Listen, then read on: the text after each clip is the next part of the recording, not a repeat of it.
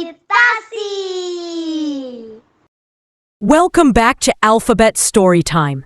Today's tale begins with the helpful, happy letter H.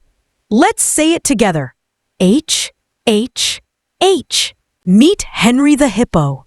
He's humble, helpful, and loves making others smile. He lives in a hut by Honeybee Hollow. One happy morning, Henry had a helpful idea. I'll spend the whole day helping my neighbors. He packed his hat, hammer, and honey snacks and headed out.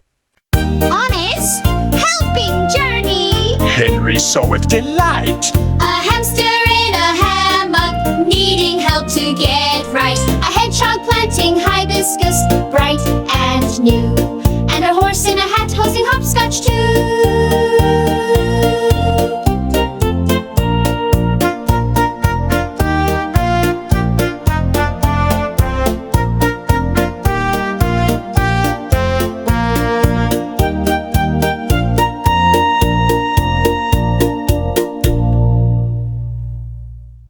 By the end of the day, Henry had helped everyone and made lots of new friends.